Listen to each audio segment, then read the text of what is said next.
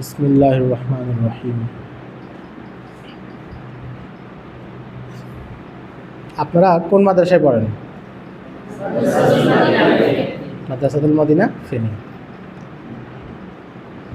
মাদ্রাসায় কেন পড়েন বলেন তো? জি, আল্লাহ তাআলাকে রাজি খুশি করার জন্য। আর কোনো কারণে পড়েন? জি, ইলমে দ্বীন অর্জন করার জন্য।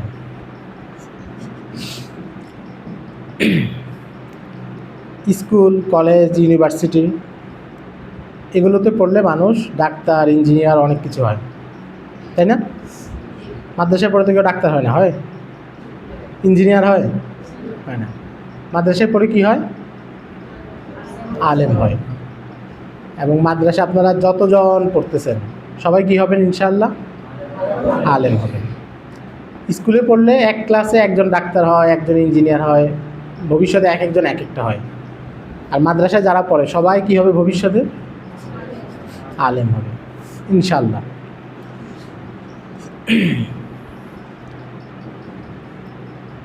ভবিষ্যতে যে আলেম হবে তাহলে তার এটা বোঝা উচিত যে আলেম জিনিসটা কি, বোঝা উচিত না? আপনি যে মাদ্রাসায় পড়বেন, এরপর আলেম হবেন, তখন আপনার কি কি কাজ করতে হবে এটা মাথায় রাখতে হবে।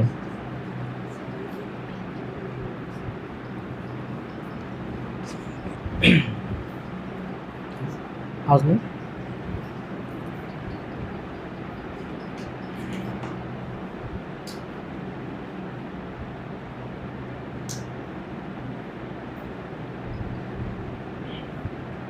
পেছনে শোনা যায়?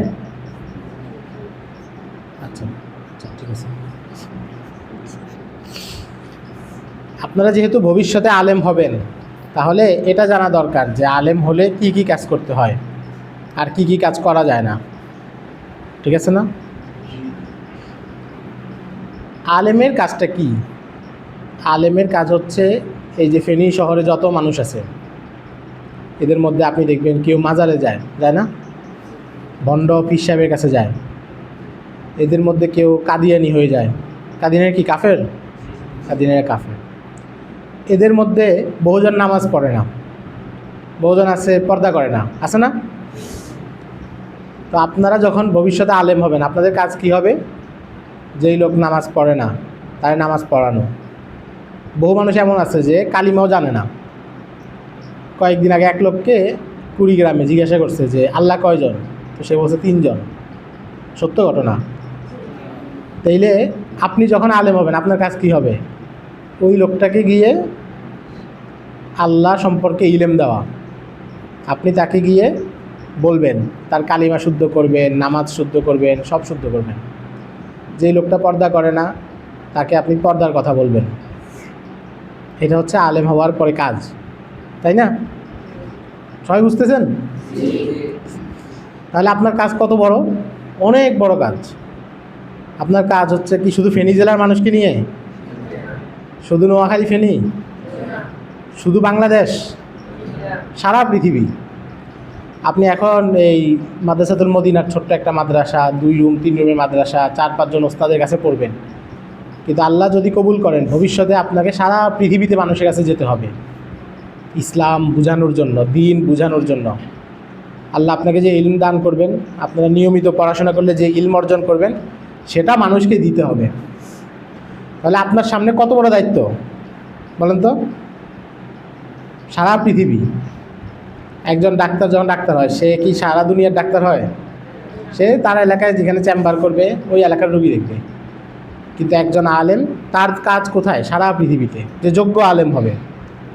আপনারা তাকি উসমানী সাহেবের নাম শুনছেন? ওনার বাড়ি কোথায়? পাকিস্তানে। আপনারা নোয়াখালীর ফেনীতে বসে ওনার নাম জানেন কেন? কারণ ওনার যে সারা পৃথিবীতে ধরে কাজ, সারা পৃথিবীতে যত সমস্যা আসে এগুলোর সমাধান উনি দেন। এই জন্য আপনি ফেনীতে পড়েন, একটা রাজধানীও না, ফেনী হচ্ছে ঢাকার বাইরে একটা শহর। আপনি কার নাম জানেন? তাকি উসমানী, যার বাড়ি হচ্ছে পাকিস্তান, বহু দূরে না? তাহলে যে সত্যিকারের আলেম হবে, আলেম হওয়ার সব যোগ্যতা অর্জন করবে, তার কাজ কি শুধু এক জায়গায় না অনেক বড়? তাহলে এত বড় কাজ যাকে করতে হবে সে নিজেকে রেডি করতে হবে না? আপনি যে মানুষকে বলবেন, তা আপনি যদি নিজে না জানেন বলতে পারবেন? আপনি মানুষকে 10টা কথা বলবেন, তাদের একটা সমস্যা আসবে, তখন আপনি এটা সমাধান দিতে হলে আপনার জানা লাগবে, জানা লাগবে। তাহলে আমরা এই যে এখন মাদ্রাসায় আছি, এখানে আমাদের কাজ কি? আমাদের কাজ হচ্ছে ভবিষ্যতের জন্য প্রস্তুত হওয়া। ভবিষ্যতে যখন আমরা কাজ করব, কেউ কোনো মসজিদের খতিব হবে, কেউ কোনো মাদ্রাসায় পড়াবে, কেউ দাওয়াতে তাবলিগের কাজ করবে, তখন উনি মানুষের হাজারো সমস্যা তার কাছে আসবে। এখন তো আপনার কাছে আসে না। এই পাশের বাড়িতে যদি কেউ তার বোরে তালাক দেয়, আপনার এসে কেউ জিজ্ঞাসা করবে? এখন করবে না। মোতায়েম সাহেবকে জিজ্ঞাসা করবে, আপনাদের কোনো ওস্তাদের কাছে জিজ্ঞাসা করবে যে আমার বউকে তালাক হয়েছে নাকি হয় না, আমি এই কথা বলছি। কিন্তু আপনারা যখন আলেম হয়ে যাবেন তখন আপনাকে জিজ্ঞাসা করবে কি না? তখন আপনার এলাকার থেকে মানুষ ফোন করবে যে হুজুর এই মাসালাটা বলেন। আপনার পাশের লোক জিজ্ঞাসা করবে, আপনি বাজারে দোকানে সদাই করতে যাবেন, দোকানদারও বলবে হুজুর একটু একটা মাসালা বলে যান, বলবে না? তাহলে তখন আপনি যদি সবাইকে উত্তর দিতে চান, সমাধান দিতে চান, তাহলে আপনার অনেক জ্ঞান অর্জন করতে হবে, ইলম অর্জন করতে হবে। বুঝতে পারছেন? আপনারা ইমাম মোহাম্মদ রহমতুল্লাহ আলাইহির নাম শুনছেন? আবু হানিফা রহমতুল্লাহ আলাইহির নাম শুনছেন? ওনার ছাত্র হচ্ছে ইমাম মোহাম্মদ রহমতুল্লাহ আলাইহি। উনি একদিন রাতের বেলা, এরকম অনেক রাত উনি পড়তেছে, কিতাব পড়তেছে। তো ওনাকে একজন জিজ্ঞাসা করছে যে এখন তো অনেক রাত, আপনি আর কতক্ষণ পড়বেন? ধরেন কেউ যদি এখন 2টা-3টা পর্যন্ত পড়ে, সবাই বলবে না আর কতক্ষণ পড়বেন? তো ওনাকে বলতেছে যে আপনি আর কতক্ষণ পড়বেন? উনি বলে যে এই আমাদের শহরের সব মানুষ ঘুমাচ্ছে, আমি জেগে আছি দেখে। মানে সব মানুষ নিশ্চিন্তে ঘুমায়, কারণ তাদের কোনো সমস্যা হলে ইমাম মোহাম্মদকে জিজ্ঞাসা করবে। কথা বুঝতে পারছেন? কারণ তাদের টেনশন নেই, তারা তো আলেম না। তারা যখন সমস্যায় পড়বে ইমাম মোহাম্মদকে জিজ্ঞাসা করবে। আপনাদের এই ফেনী শহরে যত মানুষ আছে তারাও নিশ্চিন্তে ঘুমায়, কেন? মাদ্রাসাতুল মদিনার ছাত্ররা জেগে আছে এই জন্য। ফেনী শহরের লোকজন যারা এই মাদ্রাসায় দান করে, এই মাদ্রাসায় আসে, এই মাদ্রাসায় মহব্বত করে, তারা নিশ্চিন্ত যে আমাদের যদি কোনো সমস্যা হয় আমরা মাদ্রাসাতুল মদিনায় গিয়ে ওস্তাদদেরকে জিজ্ঞাসা করব, ওখানকার ছাত্রদেরকে জিজ্ঞাসা করব, সমাধান পেয়ে যাব। কথা বুঝতে পারছেন? তাহলে আপনাদের জন্য মানুষ কতটা চিন্তা করে এবং মানুষ আপনাদের কাছে কি আশা করে এটা বুঝতে পারছেন? মানুষ আশা করে যে আপনারা তাদেরকে জান্নাতের দিকে ডাকবেন। তারা এখন জাহান্নামের পথে আছে, গুনাহের পথে আছে, এখান থেকে আপনারা তাদেরকে হেদায়েতের দিকে ডাকবেন। এই জন্য মানুষ নিশ্চিন্ত থাকে যে আমাদের তো কোনো সমস্যা নেই, আমাকে হুজুর আছে, হুজুরে জিজ্ঞাসা করলে হুজুর বলে দিবে। এখন যদি আপনারাও ঘুমিয়ে যান তাহলে কি হবে? ঘুমানো মানে এই যে রাত 11টা বাজে ঘুমান, এটা না। ঘুমানো মানে হচ্ছে আপনি যদি পড়াশোনা না করেন, আপনি যদি ইলমি ইস্তেদাদ অর্জন না করেন, কিতাব না বুঝেন, তাহলে 5 বছর পরে যখন মানুষ আপনাদের জিজ্ঞাসা করবে আপনি কিছু বলতে পারবেন? অনেক হুজুর এমন আছে না যারা মাদ্রাসায় পড়ছে, আলেম হইছে, কিন্তু কোনো মাসালা বলতে পারে না, কোথাও ইমামতি করতে পারে না, আছে না? আপনারা তো দেখছেন এমন, সবার পরিচিত 2-4 জন আছে না এরকম? মাদ্রাসায় পড়ছে, এখন নামাজও পড়ে না, আছে না? তো তাহলে সে কি আলেম হইতে পারলো? আলেম হইতে পারে নাই।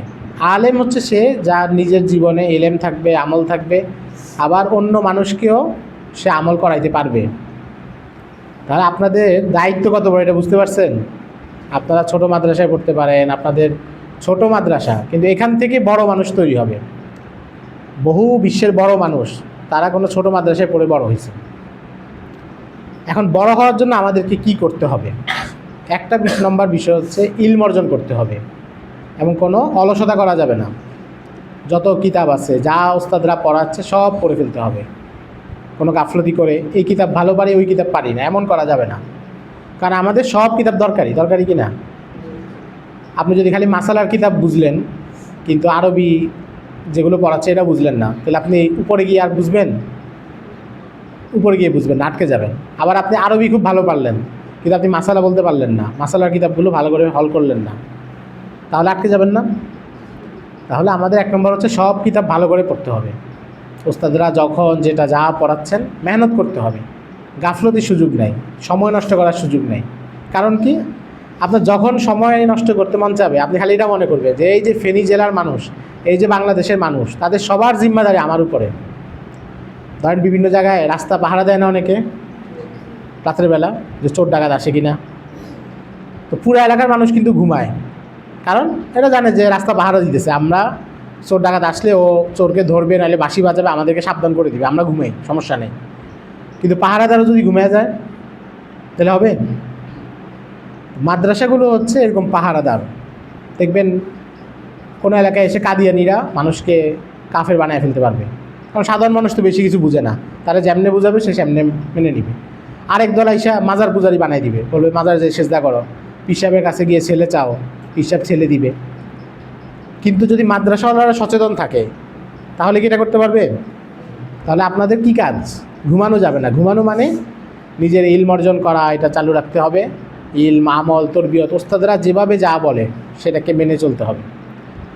2 নম্বর বিষয় হচ্ছে নিজেদের ওস্তাদদেরকে সবসময় সম্মান করা এবং ওনারা যখন যেই কিতাব যেভাবে পড়তে বলতেছে সেটাকে মেনে চলা।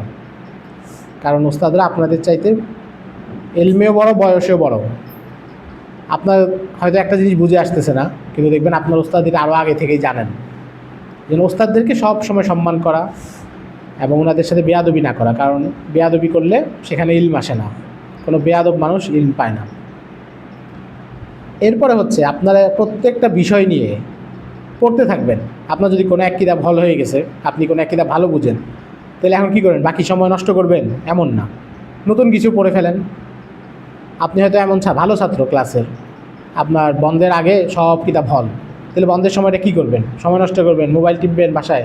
না, আপনার ওস্তাদকে বলেন যে আমি কোনো কিতাব পড়তে চাই, এরপর আরেক কিতাব পড়া শুরু করেন, নতুন কিতাব পড়তে থাকেন, কত বিষয় আছে সব পড়তে থাকেন। আপনাদের এখন যে এই সময় ছাত্র জীবন, এটা হচ্ছে সবচেয়ে আরামের সময়। আপনারা মাদ্রাসায় থাকেন, 3 বেলা খাবার দাবার মাদ্রাসা থেকে দিয়ে দেয়, আপনাদের কোনো টাকা কামাইতে হয় না, বাসা থেকে আব্বা আম্মা টাকা পাঠায়, তাই না? আপনার নিশ্চিত আপনার কী কাজ? এই কিতাব আছে আর আপনি আছেন। কিন্তু আপনি যখন এখান থেকে বের হবেন, এরপরে দেখবেন আপনি নিজে টাকা ইনকাম করা লাগবে। যখন বিয়ে শাদী করবেন, বাচ্চার দেখাশোনা করা লাগবে, স্ত্রীর দেখাশোনা করা লাগবে, নিজে টাকা ইনকাম করা লাগবে, তখন অনেক কষ্ট। এই জন্য এখন যে সময়টা আছে এটাতে আপনারা বেশি বেশি পড়তে থাকেন। ওস্তাদরা যা পড়তে বলে, যা পড়তে বলে একদম ওস্তাদদের কাছে নিজেকে রেখে দেন। আরবিতে বলে কাল মাইয়িতি ফি ইয়াদিল গাসসাল, মানে ওই যে মুর্দা গোসল দেয় না, তো যে ব্যক্তি মুর্দাকে গোসল দেয় তার সামনে কি মুর্দা নড়াচড়া করে? মুর্দার কোনো ক্ষমতা নেই। ওই লোক মুর্দারে উল্টে এক পাশে পানি দেয়, আবার উল্টে আরেক পাশে পানি দেয়। তো ছাত্র জীবনে আপনি হচ্ছে আপনার ওস্তাদদের কাছে এরকম থাকবেন, হুজুর আমি মাটি, আপনি আমার টিপে গ্লাসও বানাইতে পারবেন, আপনি আমার টিপে কলসিও বানাইতে পারবেন, আপনার যেভাবে ইচ্ছা। এরকম যদি করতে পারেন 5-6 বছর 10 বছর এভাবে পড়াশোনা করলে, এরপরে দেখবেন আল্লাহ অনেক বড় বানিয়ে দিবেন। বহু মানুষ খুব ছোট জায়গা থেকে আসছে, যাদের পরিবার আলেম না, বাবা হয়তো সাধারণ রিক্সা চালক, সাধারণ মানুষ, কিন্তু তার ছেলেরা অনেক বড় হয়েছে। আপনারা মামুনুল হক সাহেব হুজুরকে চিনেন না? ওনার আব্বার নাম কি? আজিজুল হক রহমতুল্লাহ আলাইহি। ওনার আব্বা ছিল কাপড় ব্যবসা করতো, ওনারে কেউ চিনেও না, কিন্তু ওনার ছেলেকে আল্লাহ কত বড় বানাইছে, এবং ওনার নাতিরা এখন কত বড়। কারণ কি? ওই যে মেহনত করেছে, ওস্তাদরা যেমনে বুঝাইছে সেমনে চলছে। এই জন্য এটা সবচেয়ে জরুরি। আর 3 নম্বর হচ্ছে আপনি দেখবেন পড়তে পড়তে অনেক সময় আলসেমি লাগে না? বিরক্ত লাগতেছে, সকাল থেকে পড়তেছেন। আমাদের তো মাদ্রাসা সারাদিনই পড়া, আপনি 2 বার পর্যন্ত পড়ছেন, বিকালের সময় একটু আলসেমি লাগতেছে, 3 মাস 4 মাস ধরে পড়তেছেন, হঠাৎ করে একটু আলসেমি লাগতেছে, আর পড়তে মন চাচ্ছে না। তখন আপনারা বুজুর্গানে দিনের বিভিন্ন ঘটনা পড়বেন, আগের আলেমরা কীভাবে মেহনত করতো এটা পড়বেন। এটা পড়লে তখন আপনার ভিতরে আনন্দ লাগবে। আপনি যদি এমনি, আপনার এখানে কোন কোন জামাতের আছেন? প্রথম বর্ষ, দ্বিতীয় বর্ষ? দ্বিতীয় বর্ষে কী কী পড়ায়? কী কী কিতাব? এসো কোরআন শিখি, নাহু, ফিকে কী পড়ায়? জি, আচ্ছা আচ্ছা, না মানে কোন কিতাব? এসো ফিক শিখ, আচ্ছা হ্যাঁ, আচ্ছা। আপনি যখন এগুলা পড়বেন, আপনি যদি শুধু বই পড়েন, যে আমি একটা বই পড়তেছি আমার মাদ্রাসার ওস্তাদ, এই ওস্তাদের কাছে পড়তেছি আবু তাহের মিজবা সাহেবের এই কিতাব, এটা হচ্ছে একরকম। আর আপনি যদি চিন্তা করেন যে আবু তাহের মিজবা সাহেব যে কিতাব লিখলেন এটা তো শুধু উনার লেখা না, নাহু কি উনি বানাইছেন নাকি বড় বড় ইমামরা বানাইছেন? ফিক যেটা পড়তেছেন এটা কি আবু তাহের মিজবা সাহেব বানাইছেন না এর আগে আরও বড় বড় আলেমরা বানাইছেন?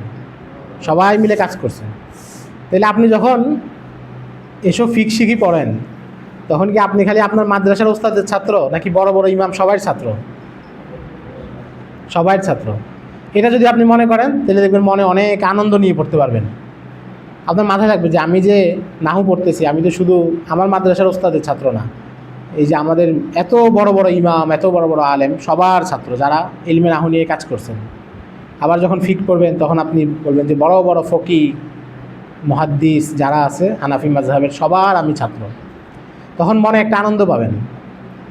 আপনার সাথে যদি এমন হয়, আপনারা মিজানুর রহমান আজহারী সাহেবকে চিনেন? এমন যদি হয় যে মিজানুর রহমান আজহারী সাহেব আপনাদের দিনে 2বার করে কল দেয়, তাহলে আপনারা তো আর কারো সালামও দিবেন না, ঠিক আছে না? তাইলে কেউ যদি আরও অনেক বড় কেউ, ধরেন মামুনুল হক সাহেব আপনার খোঁজ খবর নিচ্ছে, আপনার আনন্দ লাগবে না? এত বড় মানুষের সাথে আমার সম্পর্ক।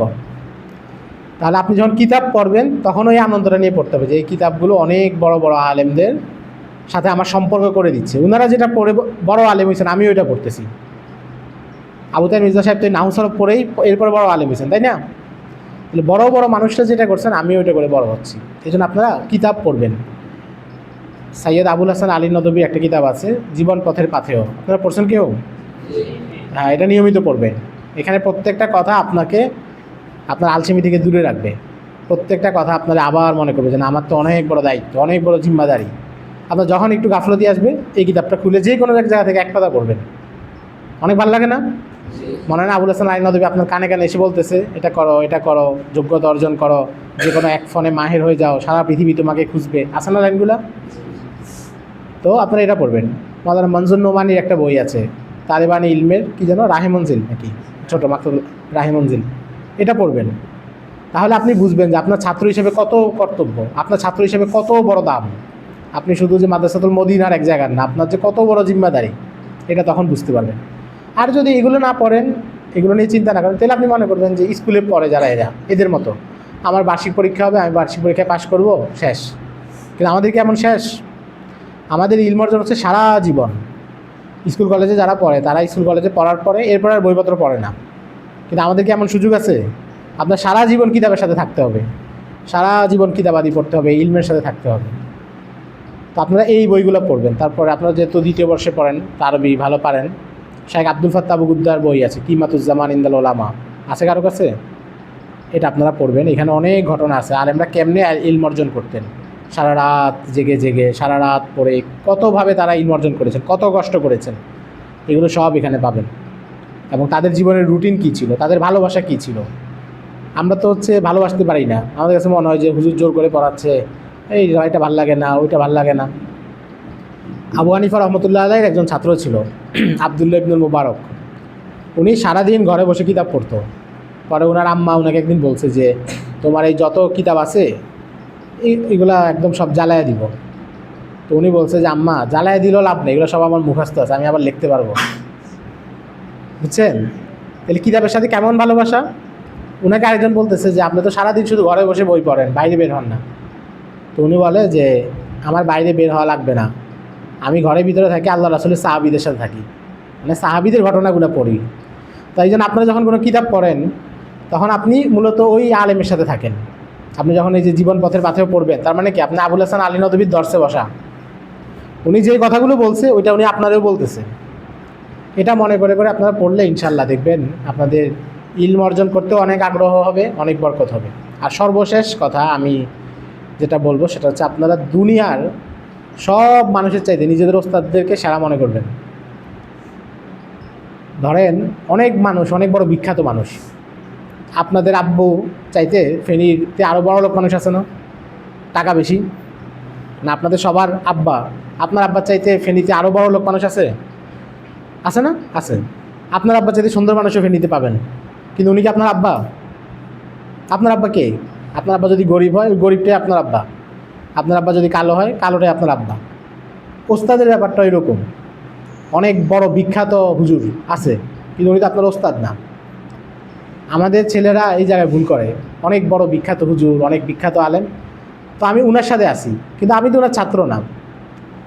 বিখ্যাত মানুষ যে, উনি কি আপনার নিয়ে চিন্তা করার সময় আছে ওনার? আপনার নিয়ে চিন্তা করে কি আপনার হুজুর, আপনার ওস্তাদ? এই জন্য ওস্তাদদের মূল্য বুঝে সবসময় তাদের সাথে থাকবেন ইনশাআল্লাহ। এটা মনে রাখবেন যে আমার বাবার চাইতে বড় লোক মানুষ অনেক আছে, কিন্তু এটা আমার বাবা না। আপনার ওস্তাদের চাইতে বড় আলেমও আছে, সমস্যা নাই, কিন্তু ওই বড় আলেম তো এসে আপনারা ক্লাস করাচ্ছে না। তাহলে আপনি যদি ওনার পিছনেই ছুটেন তাহলে কি হবে? আপনি আপনার ওস্তাদের সাথে থাকতে হবে। আমাদের মাদ্রাসার ছেলেদের এখন সমস্যা হচ্ছে তারা নিজের ওস্তাদ বাদ দিয়ে বাকি সবার ছাত্র, বুঝছেন? নিজের ওস্তাদের ছাত্র না, বাকি যত হুজুর আছে সব হুজুরের ছাত্র, এটা না। আপনি শুধু আপনার নিজের ওস্তাদের ছাত্র থাকবেন। আপনারা আদি হুজুরের লেখা, আবু তাহের মির্জা সাহেবের লেখা পড়েন না? পুষ্পতে দেখেন না, উনি শুধু বারবার পাহাড়পুরি হুজুরের কথা বলে, সুলতান জওয়াক মদবী সাহেবের কথা বলে। তার মানে উনার যারা ওস্তাদ উনি ওনাদেরকে সারা জীবন ধরে রাখছেন, এই জন্য আল্লাহ ওনাকে এত বড় বানাইছেন। আর উনি যদি অন্য আরও সবার পিছনে ছুটতেন তাহলে এত বড় হতে পারতেন না। এই জন্য আপনারা যতদিন এই প্রতিষ্ঠানে আছেন, এখানকার যারা ওস্তাদ তাদের সবাইকে সম্মান করা, তাদের সাথে থাকবেন। এরপর আল্লাহ যেখানে নিবে সেখানকার ওস্তাদদের সাথে সবসময় সম্পর্ক রাখবেন। আল্লাহ আমাদের সবাইকে কবুল করুক এবং দ্বীনের জন্য কবুল করুক। এবং সবসময় এটা মাথায় রাখবেন যে আপনি আসলে কে। ধরেন কোনো এলাকায় থাকে না চৌধুরী বংশ, খান বংশ, যারা বড় লোক, তো তাদের ছেলে, তাদের বাড়ির ছেলে যদি রাস্তাঘাটে কোনো ভুল করে, সবাই বলে না, আরে তুমি কেমন বংশের ছেলে এই কাজ করলা, তোমার আব্বা আম্মা কত ভালো, তুমি এই কাজ করলা, বলে না? তা আপনারা যখন মাদ্রাসার ছাত্র, আপনারা যদি বাইরে কোনো ভুল করেন, মানুষ কি বলবে? আরে তুমি না আবু হানিফার ছাত্র, তুমি না ইমাম মোহাম্মদের লোক, তুমি না শাইখুল হাদিস আজিজুল হক সাহেবের লোক, তুমি না জুনায়েদ বাবুনগরীদের গ্রুপ, তুমি তাহলে এই কাজ কেমনে করলা, বলবে? এই জন্য সবসময় নিজের এই পরিচয় মনে রাখবেন যে আমি একজন তালিবুল ইলম, ইলম অর্জন করা আমার কাজ। আমি যে তালিবুল ইলম সেটা আমার পোশাকে, আমার আখলাকে, আমার কথায় সব কিছু দিয়ে বোঝা যাবে। আমি সব কাজ করতে পারবো না। একটা স্কুলের ছেলে যে কাজ করতে পারে আমি এটা পারবো না। স্কুলের ছেলে তো যায় যে কোনো দোকানে যায় টিভিও দেখতে পারবে, আপনারা পারবেন? কারণ কি? কারণ আপনারা স্বচ্ছ, পবিত্র, সাদা কাপড়। সাদা কাপড়ে যদি ছোটো একটা কালো দাগ পরে, অনেক কালো দেখা যাবে না? আর কালো এই কালো পাঞ্জাবি যদি সব ময়লা একসাথে পড়ে, বুঝা যাবে? যাবে না। এই জন্য আপনারা কি করবেন? নিজের পরিচয় মাথায় রাখবেন যে আমি তো অনেক বড় ফ্যামিলির সন্তান। আমাদের ফ্যামিলি কি? আমাদের ফ্যামিলি হচ্ছে ইমামদের ফ্যামিলি। আমাদের ফ্যামিলিতে আব্দুল্লাহ ইবনে মাসউদ ছিলেন, আব্দুল্লাহ ইবনে আব্বাস ছিলেন, আব্দুর রহমান ইবনে আউফ ছিলেন, ইমাম আবু হানিফা, শাফেঈ, মালিক, আহমদ ইবনে হাম্বল, ইমাম বুখারী, তিরমিজি, আবু দাউদ, সবাই যেই ফ্যামিলির লোক আমরা সেই ফ্যামিলির লোক। কারণ আপনি যে কিতাব পড়তেছেন বললাম না, এটা শুধু আপনার মাদ্রাসাতুল মদিনার ওস্তাদের ছাত্র না, আপনি সব ইমামদের ছাত্র ইনশাআল্লাহ। কারণ উনারা যা ইলম সংগ্রহ করছে সব আপনি আপনার ওস্তাদের কাছে পড়তেছেন, তাহলে আপনি সবার ছাত্র। এটা মাথায় রাখতে হবে যে আমি তো উনাদের লোক। অনেকে যে যারা রাজনীতি করে গরম দেখায় না, একজন সঙ্গে লাগলে এই আমি তো অমুক ভাইয়ের লোক বলে, মারামারি লাগলে আপনারা কার লোক? আপনারা তো ইমামদের লোক। তাহলে আমরা সব কাজ করতে পারবো না। আমাদের অনেক সতর্ক চলতে হবে, অনেক ভালো থাকতে হবে। এরপরে ওই যে শেষ কথাটা, যে পুরা ফেনীবাসী ঘুমায় কেন বলেন?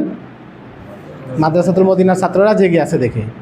কাজেই মাদ্রাসাতুল মদিনার ছাত্ররা যদি ঘুমায় যায় তাহলে পুরা জাতি ধ্বংস হবে।